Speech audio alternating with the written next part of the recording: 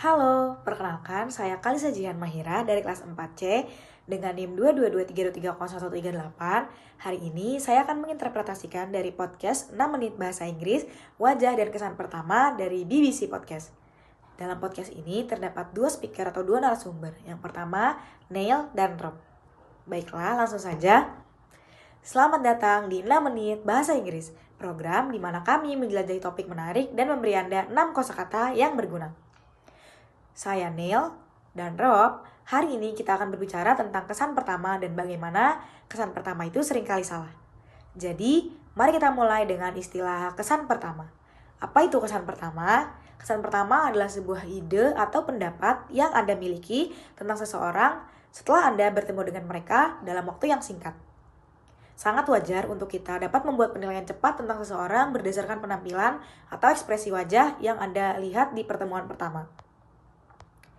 Kita akan mendengar tentang penelitian dari Profesor Alexander Todorov dari Universitas Princeton di Amerika Serikat. Muncul pertanyaan yang pertama. Berapa lama kita dapat membentuk kesan tentang wajah seseorang? Opsi A, kurang dari 1 detik, opsi B 1 detik, dan opsi C 6 detik. Rob menjawab 1 detik. Baiklah, kita akan mencari tahu jawabannya di akhir program. Jadi, Alexander Todorov telah meneliti kesan kita.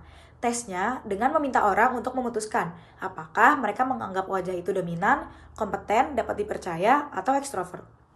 Mari kita lihat kata-kata itu sebentar. Dominan berarti kita dapat menjadi yang terkuat atau paling penting. Kompeten berarti mampu melakukan sesuatu.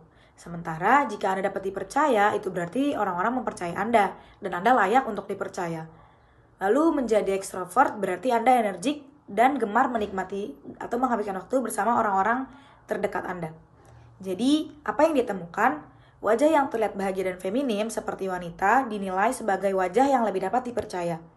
Sementara itu, wajah yang lebih maskulin atau seperti pria terlihat lebih dominan. Sekarang, hal paling penting yang dikatakan Todorov adalah bahwa penelitian ini tidak akurat. Wajah yang lebih lebar dengan mata besar terlihat lebih ekstrovert.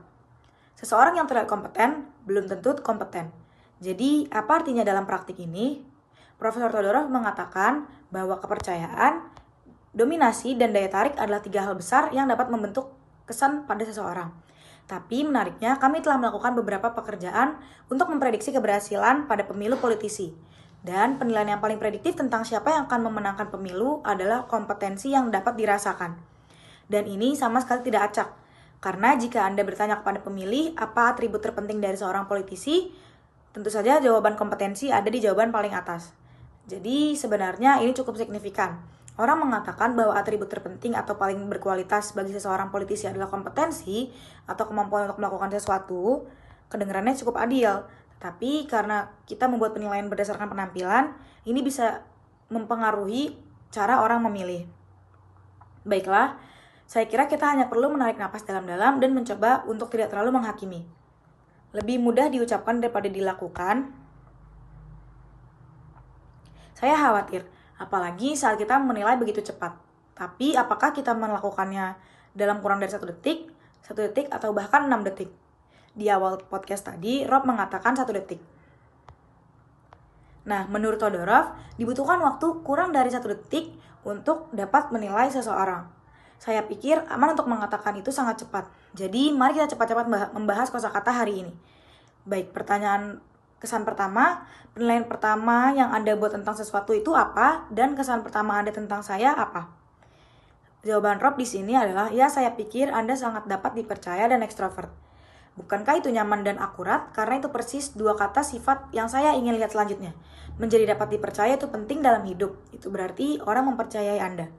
Dan menjadi ekstrovert lebih merupakan tipe karakter. Ekstrovert suka bersama dengan orang lain dan sering terlihat percaya diri. Sedangkan kebalikannya, introvert biasanya perlu menghabiskan waktu untuk diri sendiri dan tidak terlalu keras. Keduanya adalah atribut atau kualitas yang menarik.